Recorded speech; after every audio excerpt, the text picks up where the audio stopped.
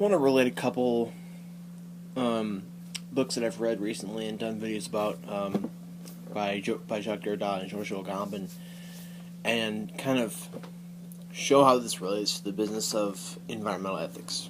So first of all, ethics breaks into three sub branches or sub categories. The first one being meta ethics, which is the study of the nature of morality, as to is morality objective or is it relative? Is it natural or is it not? Are there moral facts or not? Is morality emotive? Questions about how the nature of morality is. Secondly, we have normative ethics, which is basically giving you prescribing you ways that a code of which you should act, no matter what the issue. Like Kant had moral absolutism, where he had a couple different things that you should always live by, and no matter what situation presents itself, you should always follow these few things. One of those was that you should never lie, no matter what. No matter what happens, you should never ever lie. Consequentialism, or more specifically, utilitarianism, is that you should maximize your happiness or your utility or your pleasure, depending on the variant of theory, and either just your pleasure or the pleasure and you in the utility of others, and that thus is your moral code. Virtue ethics works by living by, of course, virtues and practically exercising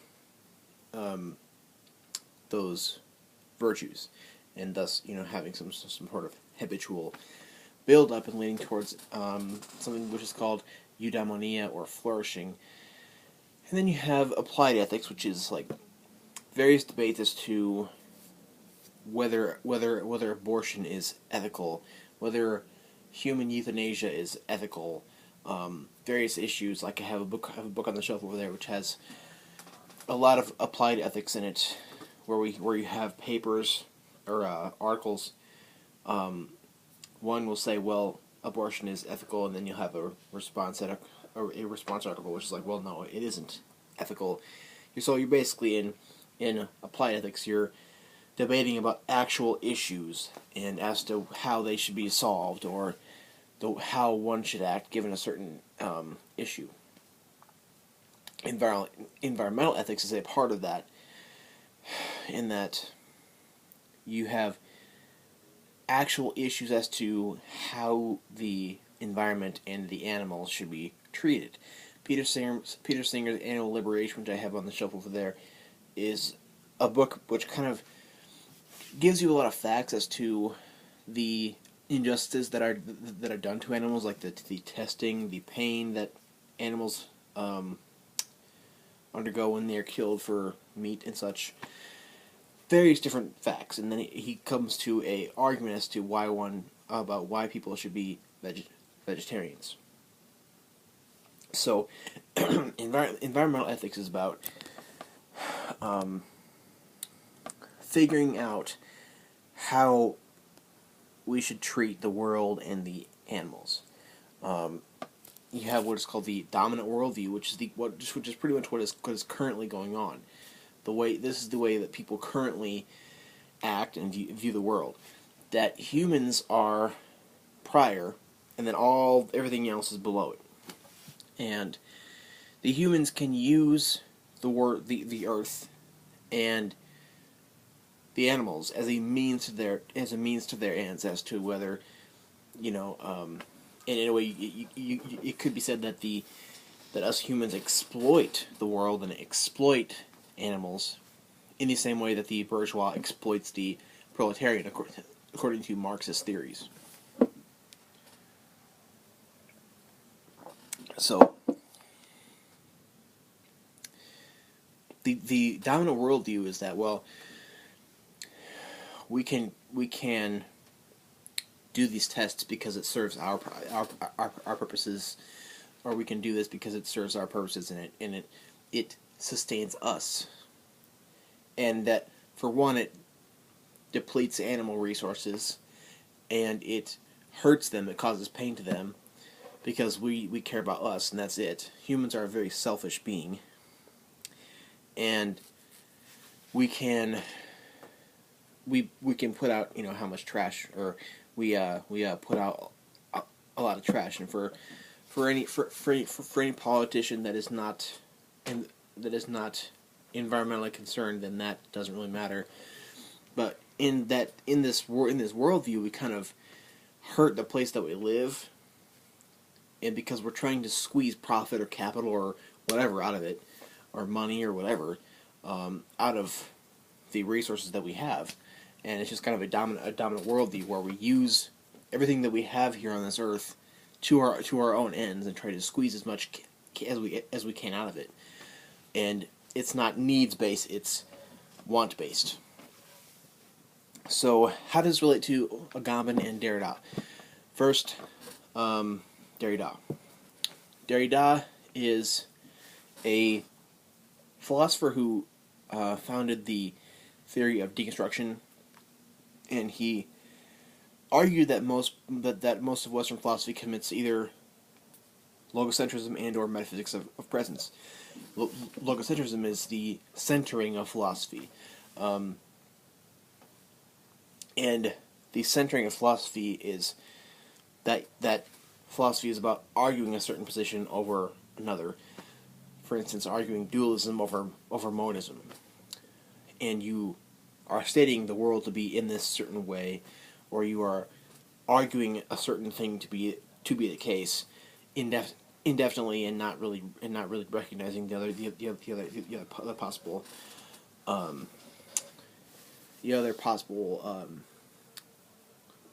positions. And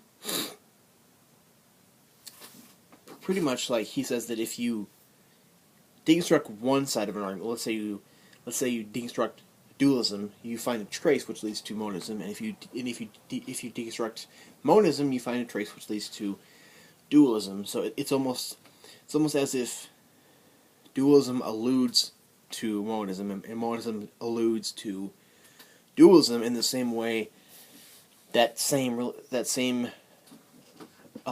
relates to or alludes to difference, and difference does the same to same.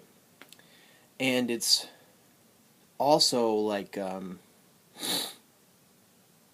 the word différence. The word différence in French. If I can find the paper just to show you. The word différence is written as such.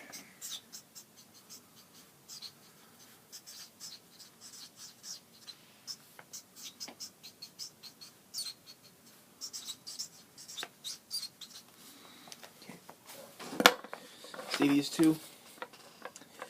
Différence. They're both pronounced the same. They're both pronounced différence. This is the main way that you would spell différence in French. I'm trying to get down the French R, because it's not very easy. Différence. So this is the way that you would spell difference in French. And however, you would pronounce this one the same way, différence. However, it's spelled differently. And they mean two things, and yet they mean the same. The différence with the A kind of breaks down into difference and delay. The difference with the A breaks down to the difference with the E, as well as the delay. Difference in that different sides differ. They differ, and they marginalize, and they go back and forth, and they delay towards ever having any kind of meaning or truth or anything or existence. Now, metaphysics of presence is such that people like Plato's form, or philosophies like Plato's forms, Hegel's absolute. Leibniz's monads. They state existence to be a certain way via ontological commitment to certain entities. Now he's against any kind of really any solid meaning or truth or existence, so he does that. Now in Derrida's book, the animal. Now that was what I just explained was just like kind of a overview of his deconstructive theory. Derrida's book, The Animal That Therefore I Am. Now I do have a video where I talk a good bit more in depth of this. He goes into how we have human and animal, and how it isn't necessarily the case that existence is that way. That we have human and then we have animal, and that continuing to think indefinitely that it is just human and animal, and that is the way it is not entirely true. So, and there's more to it, but I'm going to leave it at that because Agamben is kind of easier for these current purposes to explain. Agamben is easier. Agamben, in his book The Open Man and Animal, argues that there is the human, which is a very small category, and then this animal, which everything is lumped into this huge category called animal.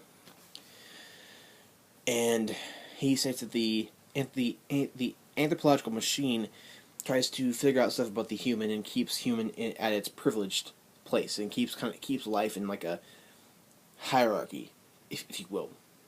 And Agamben states that we need to stop thinking of it that way and stop doing things anthropologically and just recognize man and animal or whatever as bare life, and just the fact of birth or the fact of consciousness or the fact of existence. Now Agamben also has a book called Homo Sacer, which I have videos about that are I haven't put out yet. He has the same concept, bare life, but he does different stuff with it. Now I do also have a video which is about Agamben's The Open, which is out right now.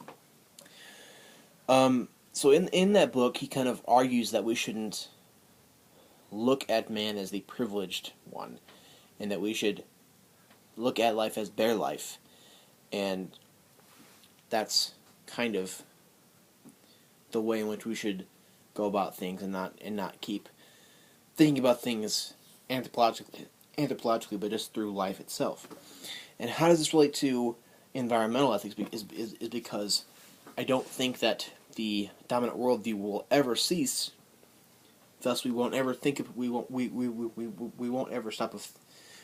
stop thinking of things as being about us, about humans, until we start to change our mind and start thinking about life as just life, and not having in this structural hierarchy of the more intelligent and the beings that have more capacity for emotion and pain, and then go down the scale in intelligence and capacity for pain and such, and we have this whole natural hierarchy, and it's kind of about just stopping to think of it that way, and not thinking of it that way anymore.